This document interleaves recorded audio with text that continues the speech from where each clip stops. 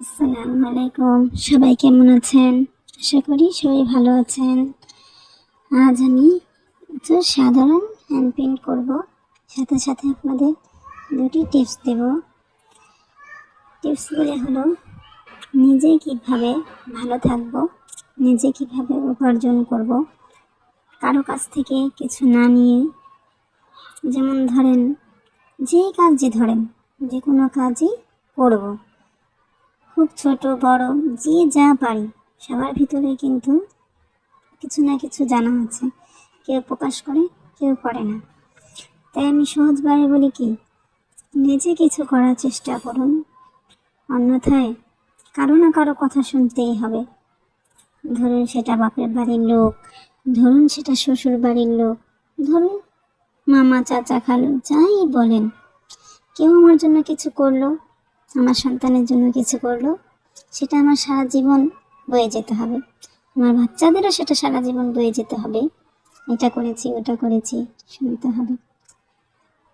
তাই আমি বলি কি, নিজেই কিছু করি, 10 টাকা হোক, 2 টাকা হোক, এটা আমি আমার জন্য খরচ করব। এখানে কেউ কিছু বলতে পারবে না। তাই বলি, সবার সাথে আড্ডা, সময় কাটানো কমিয়ে নিজে কিছু করুন। এতে আমারও লাভ হলো, কেউ আমাকে কথাটা শোনাতে পারলো না, আবার আমি কাউকে কথাটা শোনার সুযোগ দিলাম না।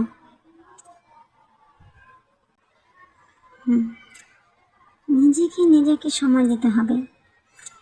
আত্মীয় স্বজন ধরেন, পাড়া প্রতিবেশী ধরেন, সবার সাথেই আমরা সময় কাটাতে পারবো, আনন্দ হবে।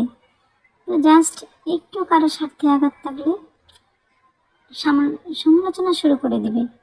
তাই বলি কি, নিজের ফ্যামিলিকে নিজেকেই সময় দিতে হবে। আমাকে কেউ সময় দিতে হবে না, কারো কাছে আমি যেতে চাই না। আমি চাই আমি নিজে পরিশ্রম করব, নিজে পরিশ্রম করে নিজে উপার্জন করব, নিজের ফ্যামিলিকে সময় দেব। তাই বলি কি, নিজেকে সময় দিন। আর যদি আমার কথাটি আপনাদের ভালো লাগে, জীবনকে পরিবর্তন করতে চান, তাহলে অবশ্যই কথাটি মন দিয়ে শুনবেন। আর ভালো লাগলে সাবস্ক্রাইব করবেন, পাশে থাকবেন। আমি জীবন থেকে নিয়ে বলছি কথাগুলো।